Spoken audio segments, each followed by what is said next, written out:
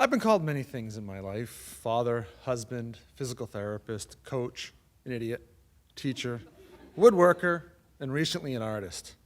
But it's that last one that I'm not sure of. To understand why I struggle with the title of artist, I guess you need to know a little bit more about me.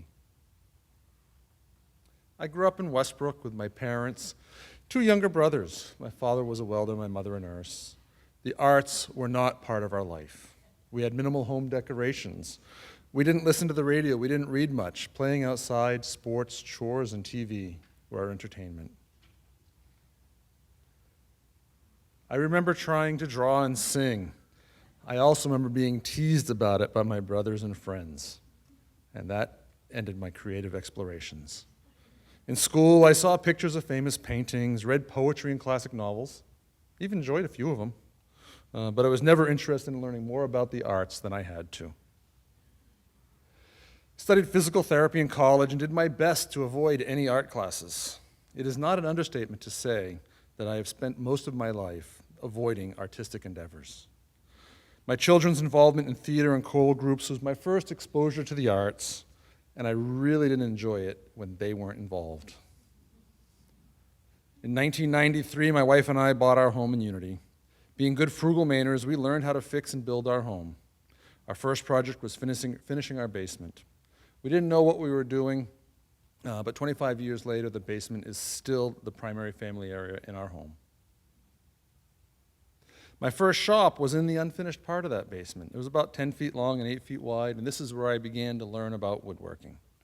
One of my first projects, a simple coat rack, a board with pegs glued into it. While I enjoyed fixing things and doing simple projects, I wanted more. I wanted to create stuff. And this is when I had my first big woodworking idea. I'm going to build a new wooden countertop for our kitchen island. I had a small table saw, no money, no wood, no clue what I was getting into. So I used what was available, seasoned firewood. That countertop was in our kitchen for 15 years. Now it is in my youngest daughter's kitchen.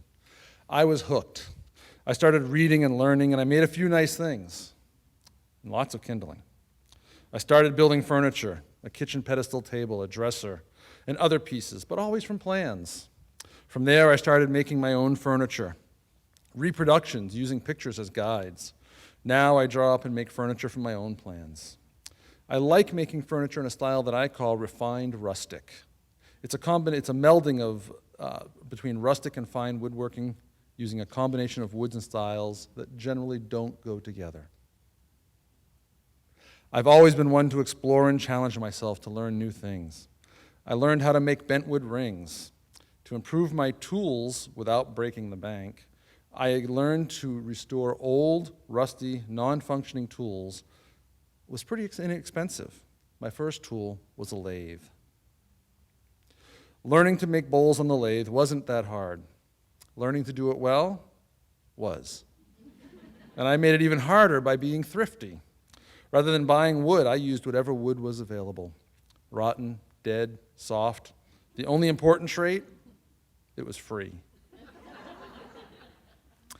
I was making bowls in no time. They had chip out, ridges, grooves, and divots from overstanding. I was so proud of these bowls. Today, I cringe to think they were allowed to leave my shop. But the difficulties of my early days led me to develop a relatively unique style of turning. Many of the bowls I make today are still from wood that most see as junk.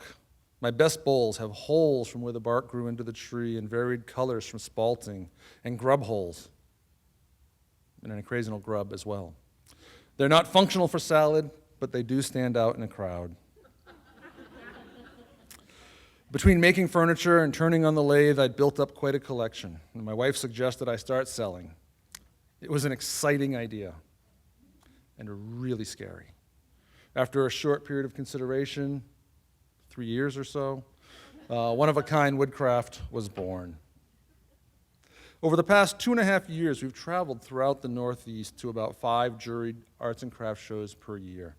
The jury process is intimidating to me. It brings back my childhood fears of rejection. The applications require pictures, and some of the shows ask for the name of a piece. The first time this happened, I thought to myself, this ain't Van Gogh's Starry Night, it's a wooden bowl. And since I don't name my pieces, I worried I might not be good enough, even though I have won Best in Show a couple of times. I'm still surprised by the number of people who come into the booth and ask, "Are you the artist?" My first instinct is to look around and see if they're looking at someone else's work. Now, as instructed by my wife, I politely say, yes, I am the artist. All this has me wondering, am I an artist? What is an artist? In my work, I try to enhance nature's effect on the wood. A knot here, a wormhole there. Are these defects or features in the wood? I feel like anyone can do what I do with practice and patience. There are a lot of woodworkers out there, and if I'm an artist, are they all artists? If not, what makes me different? We've all heard someone comment to a child that draws a lopsided family portrait, "What a little artist." Yet the child who makes something out of sticks they picked up in the woods is not given the same praise. While it has become easier for me to not internally cringe when someone calls me an artist, that's from practice, not patience. So, am I an artist? I don't know. It's still early in my creative journey. My life experience has made it difficult for me to accept the title, so, as unlikely as I believe it to be, I will leave it up to you to decide.